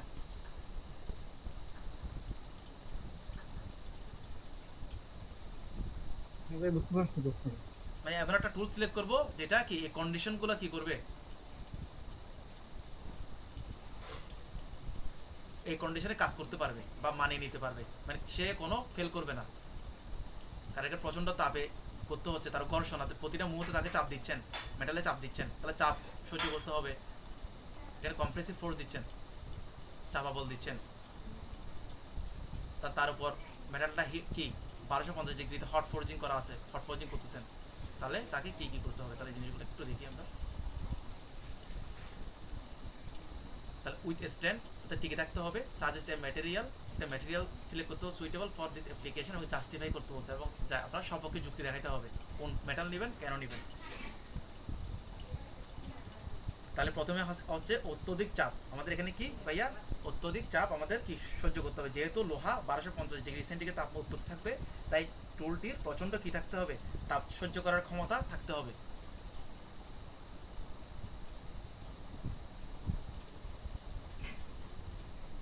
তাহলে প্রথম কি ভাইয়া, এই 1250 ডিগ্রি সেন্টিগ্রেডের তাপটাকে তাকে কি সহ্য, এই টুলটাকে সহ্য করতে হবে। প্রথম পয়েন্ট হচ্ছে এটা, আমি একদম ইজি করে বলে দিচ্ছি। এরপর কি আছে ভাইয়া, এরপর চাপ। ফোর্জিং করার সময় উপর থেকে বিশাল চাপ দেওয়া হয়, অর্থাৎ অনেক চাপ দেওয়া হয়, টুলটিকে এই প্রচণ্ড চাপ সহ্য করতে হবে। এই টুলটা এই চাপে কি ভাঙতে পারবে না, বা ব্রেক করতে পারবে না, বা ফেল করতে পারবে না। তাহলে এই জিনিসগুলো সহ্য করতে হবে, এবং এটি ভেঙে বা দুমড়ে বসতে না যায়। এই জিনিসগুলো পয়েন্টগুলো লিখবেন, এগুলো বইতে আছে। এখানে কি শুধু টুলগুলোর গুণাগুণগুলো লিখলে হবে নাকি হ্যাঁ, টুল কোনটা হবে সেটা নির্দিষ্ট করে বলতে হবে? বলতে হবে আগে টুলের কি কি জিনিস আপনার কি আগে প্রথমে করতে হবে, কি কি জিনিস তার লাগবে, কি গুণাগুণ লাগবে, তারপর আপনি কোনটা সিলেকশন করবেন। দুইটা কোশ্চেন। এই কাজের জন্য কি কি তাকে সহ্য করতে পারবে, মানে কি কি প্রতিকূল পরিস্থিতি তাকে সহ্য করতে হবে, মানে কাজ করতে হবে আর কি, পারফর্ম করতে হবে আর কি। বুঝতে পারছেন জিশান ভাই? হ্যাঁ বুঝতে পারছি। তাহলে প্রথমে হচ্ছে যে হাই টেম্পারেচার, এটা বইতে আছে আর আমি লিখতেছি না। তাহলে হাই টেম্পারেচার তাকে সহ্য করতে হবে। সেকেন্ড হচ্ছে কি কম্প্রেসিভ ফোর্স, মানে চাপা বল, ঠিক আছে, চাপ প্রেসার, ক্ষয় প্রতিরোধ। হ্যাঁ। এরপর ঘর্ষণ, ওয়ার রেজিস্ট্যান্স, তাকে ঘর্ষণ প্রতিরোধ। কেন আপনি এটাকে চাপ দিচ্ছেন, অথবা আপনি হাতুড়ি নেন, জাস্ট হাতুড়ি, টুলটা হাতুড়িও তো হইতে পারে, ঠিক না? হাতুড়ি নিচ্ছেন, হাতুড়ি দিয়ে আপনি কি আঘাত করতেছেন শেপ দেওয়ার জন্য গরমকে। ও কামাররা যেটা করার কি ভাইয়া, গরম করে আঘাত করে না হাতুড়ি দিয়ে, বিভিন্ন শেপ দেয় না? চাকু ছুরি বানানো, হ্যাঁ, তো আঘাত চাকু করে। ছুরি দা বটি বানায়। তাহলে তাকে কি ঘর্ষণ প্রতিরোধ, এদের প্রতিটা মুহূর্তে তাকে কি ঘর্ষণ করতে হচ্ছে। এখানে কি আর বাইরে থেকে আঘাত করতেছেন মেটালের উপর, উত্তপ্ত মেটালের উপর, তাই ঘর্ষণ প্রতিরোধ ক্ষমতা থাকতে হবে তার। তাহলে কি গরম লোহার সাথে বারবার ঘর্ষণের ফলে টুলটি ক্ষয়ে যেতে পারে, তাই এর ক্ষয় প্রতিরোধ করার ক্ষমতা থাকতে হতে পারে। এরপর আরটা কি থার্মাল সাইক্লিং, অর্থাৎ তাপমাত্রা পরিবর্তন। কিরকম, টুলটি একবার গরম লোহার সংস্পর্শে আসে, আবার কি বাতাসে ঠান্ডা হয়। অর্থাৎ আপনি হ্যামার দ্বারা আপনার এটাকে কি করতেছেন, একবার আঘাত করতেছেন, আবার কি এটা তুলে নিচ্ছেন না আবার ভাইয়া এয়ারে, ঠান্ডা এয়ারে বা নর্মাল অ্যাম্বিয়েন্ট টেম্পারেচারে, আবার কি করতেছেন, আবার তাকে কি আঘাত করতেছেন, ঠিক না? হাতুড়ি দিয়ে এইসব করেন, তাকে টেম্পারেচার পরিবর্তন হচ্ছে না ভাইয়া। একবার হট হচ্ছে, একবার কোল্ড, বা তার টেম্পারেচার কমে যাচ্ছে। একবার 1250 ডিগ্রি হচ্ছে, আগে অ্যাম্বিয়েন্ট টেম্পারেচার লসে হচ্ছে, আবার 1250 ডিগ্রি সেন্টিগ্রেড যেতে হচ্ছে, আবার কি অ্যাম্বিয়েন্ট টেম্পারেচার তাকে আসতে হচ্ছে। তাহলে কি তাপমাত্রার পরিবর্তন হচ্ছে। তাহলে এই জিনিসটা তাকে কি নিতে হইতে পারে। এই বারবার গরম ঠান্ডা হওয়ার কারণে টুলে কি ফাটল ধরতে পারে বা ক্র্যাক করতে পারে, তাহলে এটা রোধ করা প্রয়োজন। বুঝতে পারছেন? এই তিনটা পয়েন্ট লিখলে হবে। এখন আসেন কোন জিনিসটা নেবেন, আপনি কোন ম্যাটেরিয়ালটা নেবেন এই কাজ করার জন্য। আচ্ছা আসি আমরা, এটা হচ্ছে H13 আমরা স্টিল নিব, এটা আপনাদের বইতে আছে। What work tool still H13 এটা উচ্চ তাপমাত্রাতে ও নিজের শক্ত ভাব ধরে রাখতে পারে। এতে ক্রোমিয়াম, মলিবডেনাম, টাংস্টেন থাকে যা ঘর্ষণ প্রতিরোধ করে এবং এটি হুট করে ফেটে যায় না। এটা হাই টাফনেস এবং কি তাপমাত্রা পরিবর্তনের সাথে মানিয়ে নিতে পারে। H13 বা এগুলোর মধ্যে কি কি আছে এগুলো তো আমরা জানি না, শুধু এটাই দেখাচ্ছেন। H মানে আপনাকে হট ওয়ার্ক বলছে। H মানে কি আমি একটু লিখে দিই আপনাদেরকে। মানে H মানে হট ওয়ার্ক নিয়ে কাজ করতে পারবে, হ্যাঁ, এরকম হ্যাঁ, কিছু একটা। এটা হট ওয়ার্কে কাজ করতে পারবে। H মানে এটা। আচ্ছা গেল। এই জিনিস ভাই পড়তে হবে এখন, এখানে তো ইয়া নাই। আর এখানে আছে আপনাদের বইতে দেখেন AI SI, এই জিনিসগুলো একটু জানতে হবে। এ হচ্ছে আমেরিকান,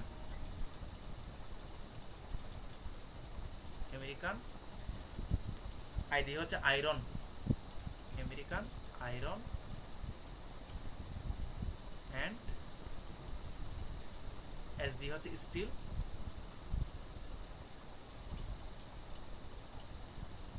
ইনস্টিটিউট।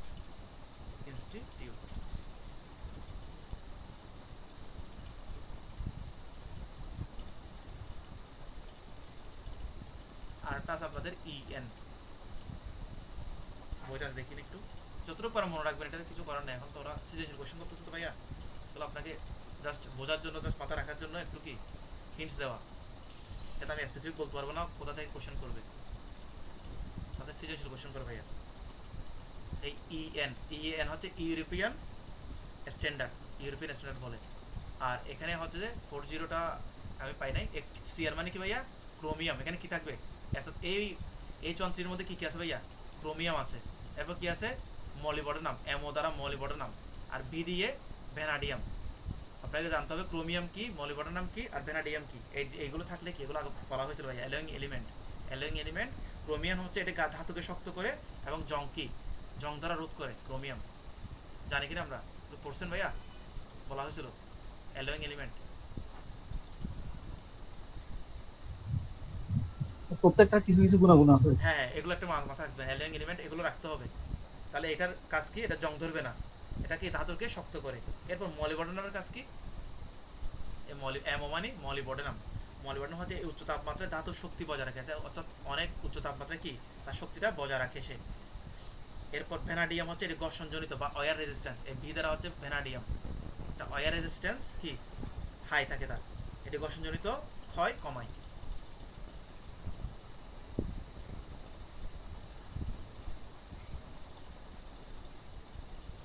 ক্লিয়ার কিনা মনোযোগ ভাই?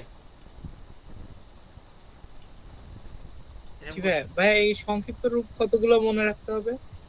সংক্ষিপ্ত যতটুকু পারেন, এত ইয়া না, যতটুকু পারেন একটু মাথা রাখিয়ে এই কোশ্চেনগুলো বারবার নিয়ে, বা বইতে একটু আপনারা ওই মেইন বইটা ফলো করবেন। মেইন বই বলতে বইতে কোশ্চেন সলিউশনের আগে কতগুলো দেওয়া আছে না ভাইয়া, এগুলো মূল বই থেকে তোলা, এখানে কোনো ভুল নেই। আপনারা এগুলো 100% পড়তে পারবেন, ভালো করে পড়বেন। মানে প্রত্যেকটা অধ্যায় একটু চাইবেন সম্পূর্ণ পড়তে, যতটুকু পারেন বই পড়বেন।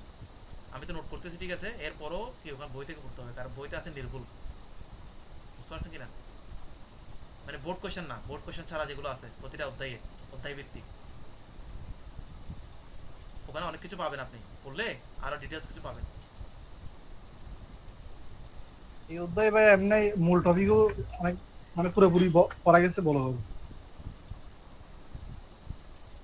দেখি না ভাই, এখন তো সময় আছে তো, এছাড়াও মূল ইয়ে শেষ করা। সময় আছে তো, ওই জন্য আমি আস্তে আস্তে আগাচ্ছি। আর যে সময় কম থাকে আবার দ্রুত আগাতে হবে, কিছু করার নেই। আমি কি করতাম বলেন? এটা কিন্তু অনেক অনেক অনেক বিশাল তো, এটা বলি আমি বিশাল, কিন্তু বুঝতে গেলে অনেক কিছু আছে। আর আপনাদের যদি ডিপ্লোমা যদি ক্লিয়ার না থাকে তাহলে আপনাদের কষ্ট হবে আর কি। 7 নাম্বারটা দেখেন, এটা একদম easy. A piece of mild still, একটা মাইল্ড স্টিল একটা টুকরো আছে, হ্যাজ বিন কপার প্লেটেড আছে। কি কপার দ্বারা প্লেট, মানে উপরে কপার দ্বারা কি আছে প্রলেপ দেওয়া আছে।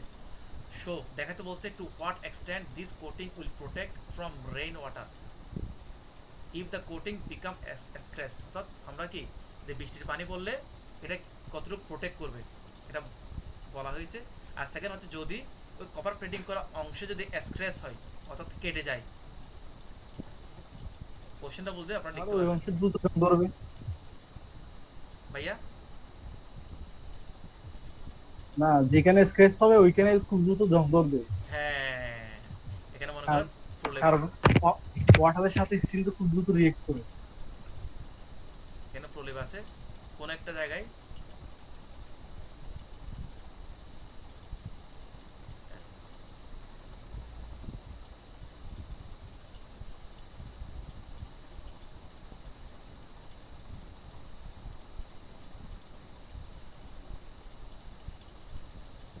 এখানে আমাকে উপরে প্রলেপ দেওয়া আছে। এখন এখানে কোনো একটা জায়গায় আমার কি হয়েছে ভাইয়া, স্ক্র্যাচ হয়েছে, এই জায়গায় কেটে গেছে আর কি, প্রলেপটা কেটে গেছে। এগুলো সব ঠিক আছে, জাস্ট প্রলেপটা স্ক্র্যাচ হয়ে গেছে আর কি, দাগ হয়ে গেছে বা ওপেন আছে আর কি সরাসরি। এখন যদি বৃষ্টি পানি পানি পড়ে তখন কি অবস্থা হবে? এটা এটা এটা কি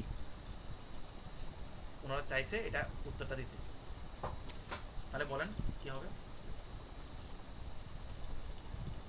জিসান ভাই বলছিল একটু। হ্যাঁ, ওই জায়গায় খুব দ্রুত আপনার ইয়ে হবে, জং ধরে যাবে। কারণ ওই কপারটাতেও ওই ইয়াটাকে ওই জং ধরা থেকে আটকাচ্ছিল, প্রোটেক্টর হিসেবে কাজ করতেছিল। এখানে ওই ইলেকট্রোকেমিক্যাল একটা ইয়ে আছে না ভাইয়া? ইলেকট্রোকেমিক্যাল নাকি বা ইলেকট্রোপ্লেটিং এর কথা বলতেছে? না না না,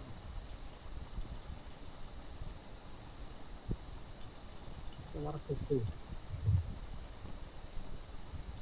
ওয়েট ভাই একটু। গ্যালভানিক করছেন ভাই, গ্যালভানিক। গ্যালভানিং তো ইলেকট্রোপ্লেটিং।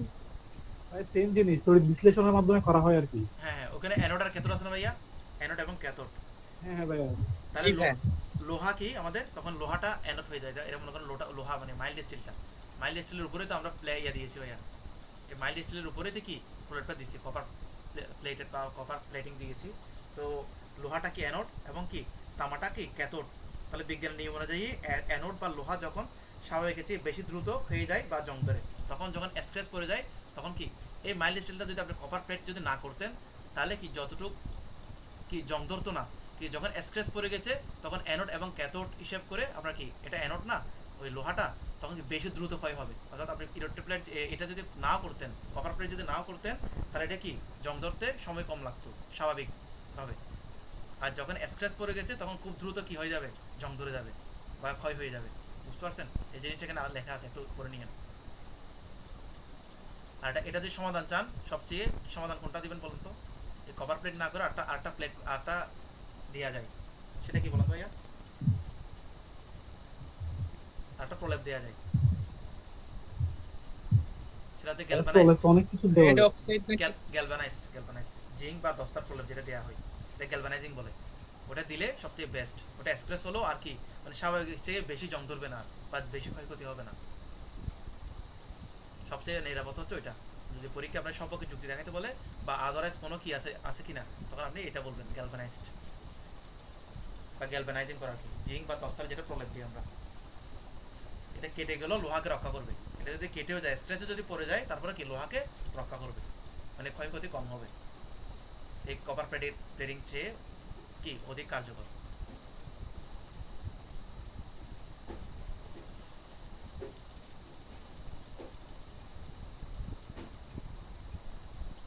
ভাই আজ ক্লাস এতটুকু কেমন? হ্যাঁ ভাইয়া। আর এগুলো কি ঠিক ওই আছে, নোটগুলো কি পাঠিয়ে দিব? যেগুলো বাড়তি আছে ওগুলো লাগবে? হ্যাঁ ভাইয়া জি দিবেন। ভাই পাঠাই দিন।